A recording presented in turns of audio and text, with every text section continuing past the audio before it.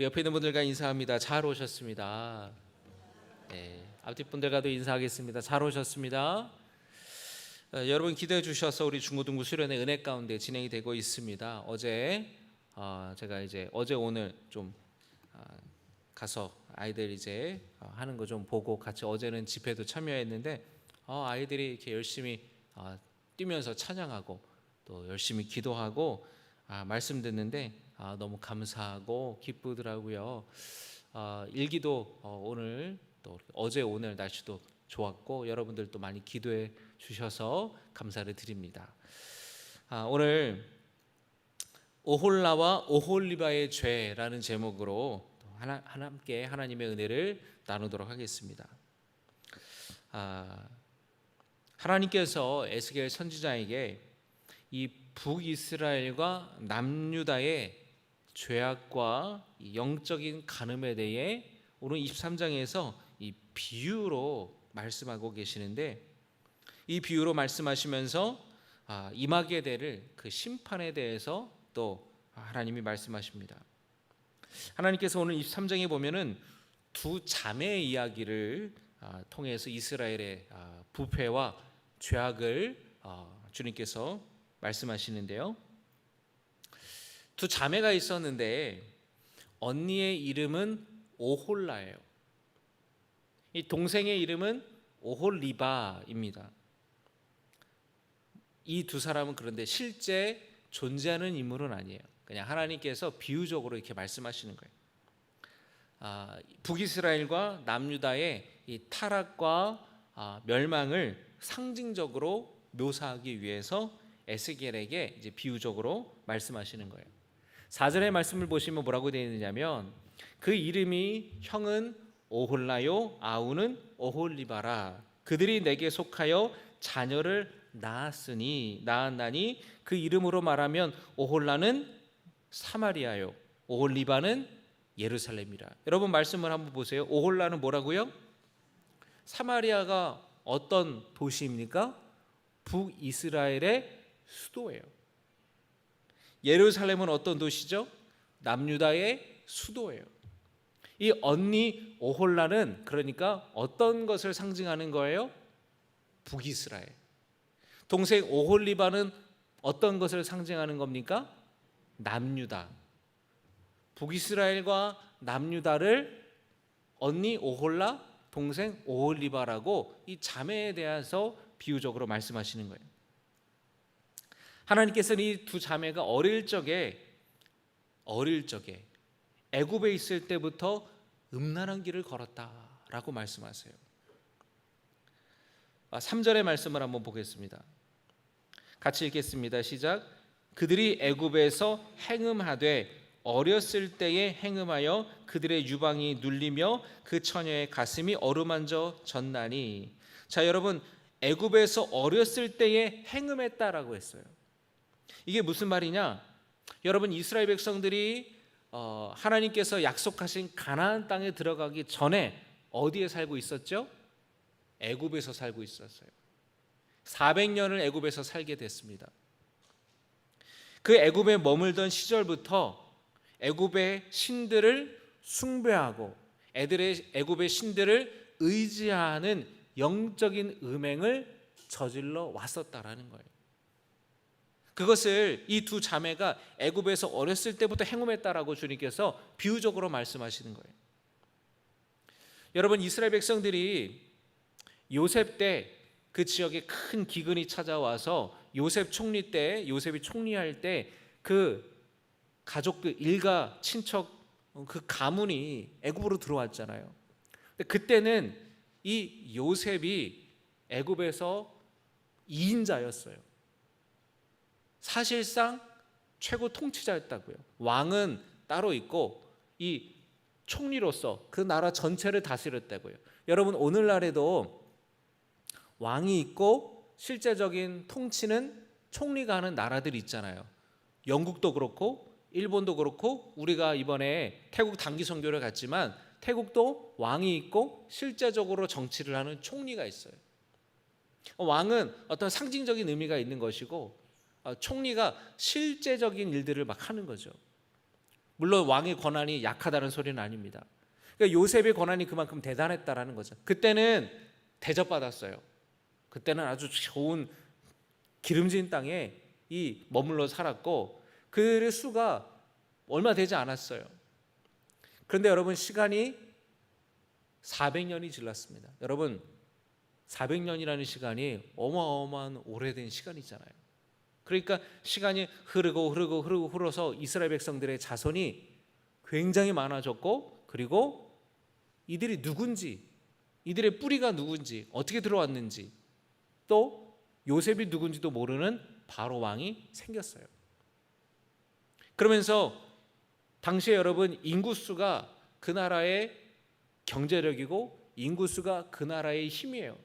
점점 이스라엘 백성들의 수가 많아지니까 애굽인 바로 왕이 불안하기 시작하는 거예요. 그러면서 여러분, 이 불안함은 뭘로 연결되는지 아세요? 불안함은 폭력과 연결됩니다. 불안하니까 폭력하는 거, 폭력을 자행하는 거예요. 여러분, 전 세계 독재 국가를 보세요. 그 독재자들이 그렇게 억압하고 폭력을 자행하는 이유가 뭔지 아세요? 자신의 권력이 흔들리는 거예요. 자신의 권력 뺏길까 봐 불안하기 때문에, 그래서 그렇게 폭력을 자행하는 거예요. 바로 왕이 그랬어요. 이스라엘 백성들이 그 가운데에 노예로 전락해버리고 그 애굽의 큰 대규모의 공사에 착취당하여서 유린당하고 강제 노역에 시달리고 그들이 너무나 고통 가운데 있을 때 하나님이 그들을 고통 소리를, 그 신음을 들으셔서 모세를 통해서 그들을 구원하시잖아요. 그런데 모세가 하나님의 부름을 받고 바로 왕을 만나러 갔을 때에 바로 왕의 마음이 완고해가지고 이스라엘 백성들을 내보내지지 않아요. 왜냐하면 얼마나 좋은 노동력이에요. 그 데리고 있었던 부리던 많은 사람들을 그냥 내보낸다는 게 말이 안 되잖아요. 그때에 하나님께서 애굽에 10가지 재앙을 하나님께서 임하게 내리시죠. 나일강이 피로 바뀌는 재앙, 파리떼, 우박, 10가지 재앙, 장자의 죽음까지 10가지 재앙이 임하게 됩니다. 그런데 여러분, 제가 한번 말씀드린 적이 있죠. 이 10가지 재앙이 단순한 재앙이 아니라고요. 이 10가지 재앙이 다 뭐예요? 애굽 사람들이 믿었던 신들이에요. 신들. 그들은 나일강을 신으로 믿었어요. 왜냐하면 나일강이 어마어마한 큰 강이었어요. 나일강이 범람할 때마다 그 일대가 옥토가 돼요. 그냥 씨앗을 뿌리면 엄청나게 열매를 맺는 풍요로운 땅이었어요. 그리고 그 나일강을 통해서 얼마나 많이 왔다 갔다 배로 얼마나 많은 그 무역을 통해서 돈을 벌어들였는지 몰라요. 나일강을 신으로 여겼다고요. 파리를 신으로 여겼다고요. 메뚜기를 신으로 여겼다고요. 풍요의 신, 다산의 신, 그리고 마지막에 바로 왕의 아들도 신이었어요. 바로 왕은 반인 반신이에요. 살아있는 신이에요. 그 아들 장자도 곧 신이 될 그런 사람이잖아요. 그러니까 이스라엘 사람, 이 애굽 사람들이 볼 때는 앞으로 장차 바로 왕이 될 그 바로 왕의 아들이 죽는 걸 보면서 자신들이 믿었고 의지했던 우상들, 그 신들이 오히려 그들에게 복을 가져다 주는 것이 아니라 오히려 그들에게 재앙으로 오게 되는 것을 하나님께서 보여주시면서 니네들이 믿는 신들이 헛된 것이다, 아무것도 아니다. 그 너네들이 믿는 애굽 신들은 능력이 없고 오히려 그 신들을 믿는 자에게 재앙이 된다라는 것을 애굽 사람들뿐만 아니라 그곳에 사는 누구도요? 이스라엘 백성에게도 깨닫게 하시는 거예요. 왜냐하면 여러분, 400년 동안 애굽 땅에 살면서 어떻게 됐을까요? 거기에 완전히 애굽의 문화와 종교와 우상 숭배에 이 애굽 사람들뿐만 아니라 이스라엘 사람들도 완전히 거기에 젖어 있었던 거예요. 여러분, 어느 나라에 가서 외국에서 여러분 10년만 살아봐요. 그 나라 사람 다 돼요. 400년 동안 살았어요. 그럼 어땠을까요? 이스라엘 백성들이 하나님을 믿는 신앙을 유지하려고, 정체성을 유지하려고 했어도 그 애굽 땅에서 살아가면서 그 문화, 그 말들, 그 모든 것들이 다 영향을 받지 않았겠습니까? 그러니까 이 10가지 재앙은 바로 왕에게, 애굽 사람들에게 주었던 재앙일 뿐만 아니라 이스라엘 백성들에게도 봐라, 지금 너네들도 애굽 신들을 믿고 있지? 재앙으로 임하게 되는 거야. 그러나 그 재앙에서 하나님은 건져주시고 구원해 주시는 그 놀라운 기적들을 통해서 너희가 믿었던 그 애굽의 신들은 진짜가 아니다, 나 여호와가 참 하나님이다라는 것을 눈으로 그리고 그들의 몸으로 체험하고 보게 하셨다라는 거예요. 그렇게 애굽에서 나왔는데 이스라엘 백성들의 모습이 어떻습니까? 광야에서 고난을 당하자 애굽을 그리워해요. 되돌아가고 싶어해요.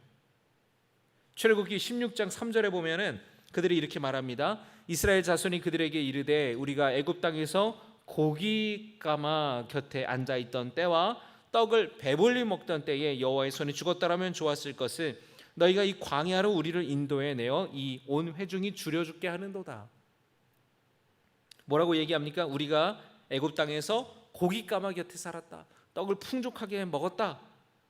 사실은 여러분, 이스라엘 백성들은 그렇게 살지 않았죠.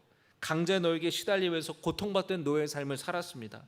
그런데 지금 광야의 현실이 너무 고되고 불안하니까 자신들의 그 과거의 기억이 왜곡돼 버린 거예요. 그때가 참 좋았지. 여러분 다 그러시잖아요. 옛날이 좋았지. 좋긴 뭐가 좋아요? 옛날에 힘들었지. 지금이 더 좋지. 근데 지금 현실이 너무 힘드니까 과거의 기억을 왜곡시켜서 미화시키는 거예요. 이스라엘 백성들의 모습이 그래요. 이 애굽에서부터 시작되었던 우상 숭배, 이 영적인 간음의 역사가 아주 뿌리 깊게 굉장히 오래전부터 시작되었었더라는 겁니다. 다시 여러분이 오늘 말씀으로 돌아가 보면 이 언니 오홀라가 젊어서는 애굽 사람들과 동침하더니 이후에는 아수르와 음행을 저질렀다라고 말씀하십니다. 5절의 말씀 같이 보겠습니다. 5절입니다. 다 같이 시작.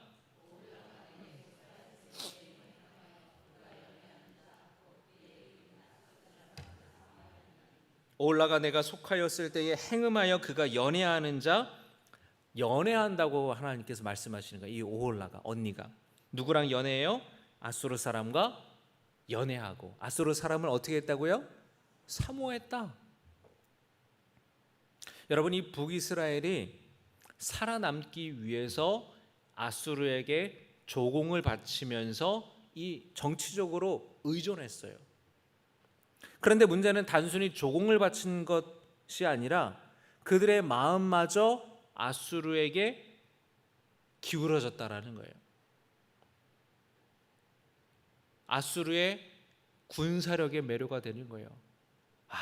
참 아수르라는 나라 대단하다, 참 동경하는 거예요. 멋있다. 그리고 그들이 믿는 신들을 받아들이고 섬기기 시작하는 거예요. 여러분 보세요.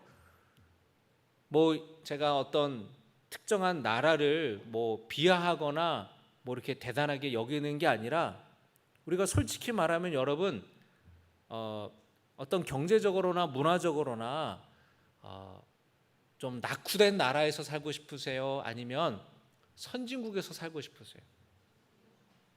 솔직히 말하자고요, 여러분. 그렇죠? 선진국에서 살고 싶잖아요. 환경도 좋고 경제적으로 윤택하고 모든 것이 다 편리하고 갖춰져. 그러니까 여러분, 어디로 가요? 유학을 다 미국으로 유학 가잖아요. 여러분, 우리나라 제가 이렇게 뉴스 보니까 우리나라 똑똑한 과학자들, 이런 사람들이 미국으로 유학을 가서 공부하고 옛날에는 박사학위 따면 다 한국에 와서 대학 교수를 했대요. 그런데 다 미국에 남는데요. 지금은 워낙 미국이 살기가 좋고 연봉이 몇 배가 차이가 난대요. 조금 차이가 나는 것도 아니에요. 몇 배가 차이가 나니까 미국의 세계를 움직이는 선도적인 그런 IT 회사, 이런 업계에서 러브콜이 오니까 거기 들어가는 거예요. 그건 여러분 이게 좋고 나쁘고 그게 아니라 사람이라면 누구나 그래요. 더 좋은 나라에 대해서 저도 옛날에는 미국에 대해서 동경하는 마음이 있었어요. 그래서 저도 군목으로 3년 딱 의무복무 끝나면 미국 가서 유학하고 미국에서 목회하려고 그렇게 군에 있으면서 열심히 영어 공부도 하고 막 그랬었거든요. 여러분, 잘 사는 나라 가서 살고 싶고 거기에 대한 동경이 다 사람들은 있어요. 여러분, 북이스라엘 사람들 그 당시에 아수르가 강대한 나라였거든요. 아시리아라고도 하고. 그러니까 거기에 대해서 매료가 되는 거예요. 참 대단하다. 야, 그 나라 역사가 대단하대. 야, 거기 최신 그 무기가 대단하대. 야, 그 요즘에 거기서 유행하는 노래, 야, 그 춤, 악기 뭐 대단하던데. 여러분, 전 세계 우리나라 그 K-팝 뭐 이렇게 문화 뭐 엄청난 컨텐츠들이 유행인 것처럼 사람들이 막 대단하게 막 여기잖아요. 그 당시에는 아수르가 최신식 최고의 문화와 힘을 자랑했다고요. 이스라엘 사람들이 거기에 사모하게 되는 거예요. 동경하게 되는 거예요. 거기에 의지하게 되고 어떻게 돼요? 따라하게 되는 거예요. 그러면서 문제는 그 아수르가 믿는 신들까지 데리고 와서 하나님을 버리고 그 아수르의 우상 앞에 절하고 그 신들을 섬기는 거예요. 저 강대국이 사람들이 믿는 신들이 더 좋아 보이는 거예요. 더 대단해 보이는 거예요. 여러분, 그런데 이 북이스라엘의 이 모습을 보면서 여러분, 이 말씀을 우리가 우리의 삶을 돌아보기를 원합니다. 우리도 북이스라엘 사람들처럼 하나님보다 세상을 더 동경하고 사모하는 것은 없었는지, 세상적인 것, 돈과 권력과 명예 등을 동경하고 그걸 바라보면서 그렇게 살아가는 사람들을 보며 부러워하면서 우리의 마음이 그쪽으로 기울어진다면 어떤 것이든 그것이 사모하는 아수르가 될 수 있다라는 거예요. 또 북이스라엘이 아수르를 정치적으로 의지했던 것처럼, 조공을 바치며 의지했던 것처럼 우리가 하나님이 아닌 다른 어떤 것을 의지할 때에 그것이 사람이든 뭐든 간에 어떤 것을 더 의지한다면 그것 또한 사모하는 아수르가 될 수 있다라는 것이에요. 북이스라엘과 똑같은 길을 걷게 되고 있다라는 거예요. 여러분, 동생 오홀리바는 어땠는지 아십니까? 바로 남유다는 북이스라엘보다 더하면 더하지 못하지 않았어요. 북이스라엘이 아수르에 의해서 멸망을 당합니다. 참 아이러니하죠. 아수르에게 조공을 바치면서 참 잘 보이려고 싶고 또 도와달라고 그러고 하고 따라하려고 했지만 여러분, 시간이 지나면서 이 정치적인 역학관계가 막 달라지면서 오히려 아수르에게 밉보여서 아수르에게 멸망을 당해요. 그러면 여러분이 남유다가 그 모습을 보면서 깨닫는 게 있어야 되잖아요. 안 그래요, 여러분? 깨닫는 게 있어야 되잖아요. 아, 나는 저러면 안 돼야지. 난 저러면 안 되겠다. 깨닫는 게 있어야 되잖아요. 그런데 깨닫는 게 없었다라는 거예요. 형제가 있었는데 이 형제가 함께 크레파스로 벽에다가 낙서를 하다가 엄마한테 걸린 거예요. 그래서 큰애가, 엄마가 이제 큰아이를 혼내는 거예요. 너 이게 뭐야 지금, 이게 이렇게 낙서하면 되겠어 안 되겠어? 막 혼을 내니까 이 동생이 슬그머니 손에 쥐고 있던 크레파스를 내려놓고 자기는 마치 안 했던 것처럼 딴짓을 하는 거예요. 장난감을 갖고 노는 거예요. 왜 그럴까요? 형이 혼나는 걸 보니까 자기도 혼나겠거든요. 그러니까 깨닫는 게 있는 거예요. 아, 나는 이제 아닌 척 해야지, 안 했다고 해야지, 들키지 말아야지. 3살짜리도 그 정도는 알아요. 그런데 여러분, 남유다가 북이스라엘이 멸망당하는 것을 보고도 아무런 반응이 없는 거예요.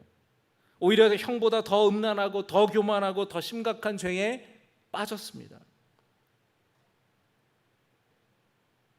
회개하지 않고 더 큰 죄악을 저지르게 돼요.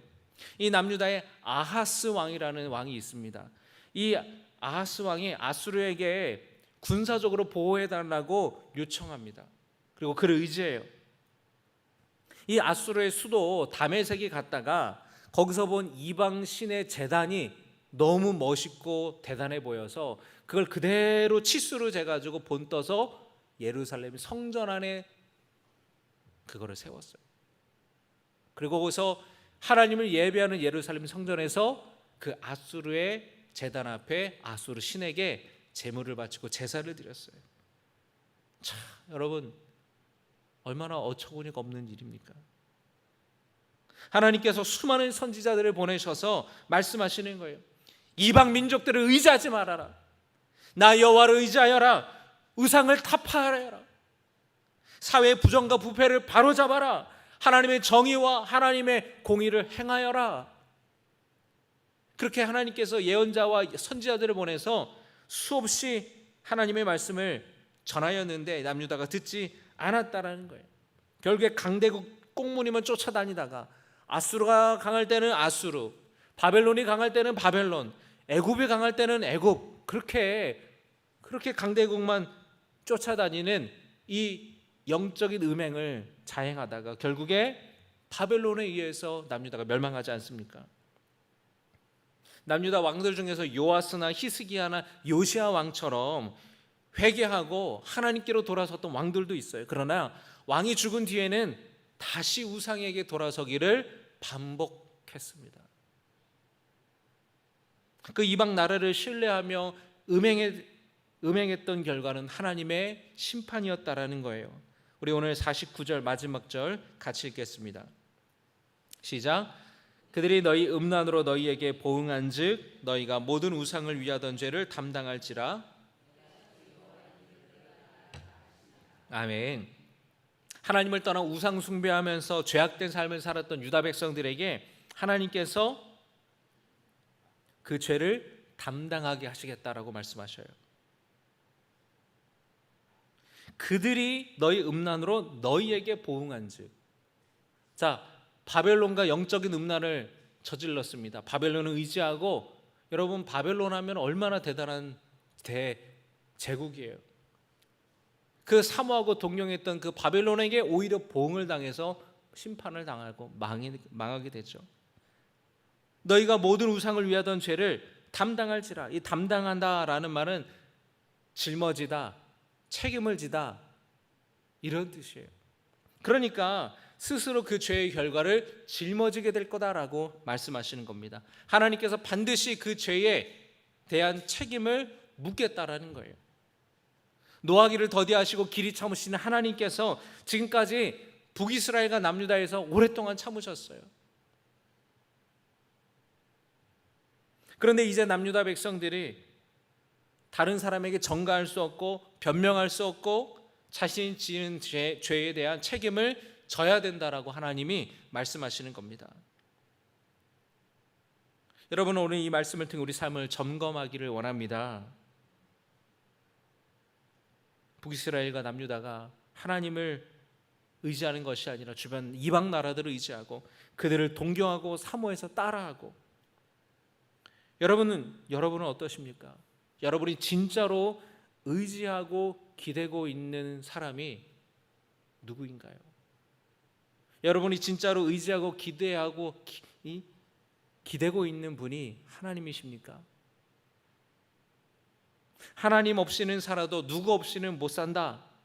그러면 여러분, 그 누군가가 우상이 되는 거예요.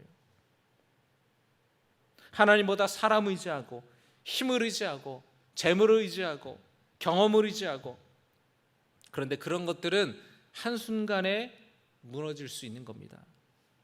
그런 것들에 여러분의 삶의 기초가 놓인다면 고난이 찾아올 때에, 문제가 찾아올 때에, 폭풍우가 불어올 때에 쉽게 무너질 수가 있어요. 그러나 여러분의 삶의 기초가 하나님을 경외하는 확실한 믿음 위에 세워진다면 위기가 찾아와도 견딜 수 있다라는 것이에요. 하나님보다 세상이 더 매력적으로 보입니까? 혹시 세상에 어떤 누군가의 삶이 너무 부러워서 동경하고 그 사람처럼 살려고 여러분 하고 있습니까? 여러분, 세상의 화려함은 한순간이에요. 그러나 하나님을 경외하는 믿음은 영원한 줄로 믿습니다. 여러분, 뭐라고 찬양합니까? 금보다 귀한 믿음은, 여러분, 금보다 귀한 믿음이 참 보배 되는 줄로 믿습니다. 여러분, 그 참 보배 되는 믿음이 여러분에게 있기를 축복합니다. 푸른 마르고 꽃은 시드나 하나님의 말씀은 영원하다라는 것을 여러분은 기억하시기 바랍니다. 위기 때일수록 여러분, 세상이 아닌 하나님을 더 의지해야 돼요. 위기의 때에 북이스라엘은 아수르를 의지하고 강대국들을 의지하고 남유다도 마찬가지였어요. 그러나 그들을 의지했던 그들에게 오히려 보응을 당해서 그들에게 멸망을 당해버립니다. 여러분, 세상이 좋아서 세상 따라가고, 물질이 좋아서 물질 따라가고, 권력이 좋아서, 세상적인 지위가 좋아서 그렇게 남들처럼 따라가다가 여러분, 믿는 도께 발등 지키는 거예요. 거기에서 넘어지고 오히려 거기에 다 넘어지고 다 무너지게 되는 거예요. 영원하신 하나님의 말씀 위에 여러분의 삶의 기초가 놓이기를 주님의 이름으로 축복합니다. 금보다 귀한 보배 같은 믿음이 있기를 주님의 이름으로 축복합니다.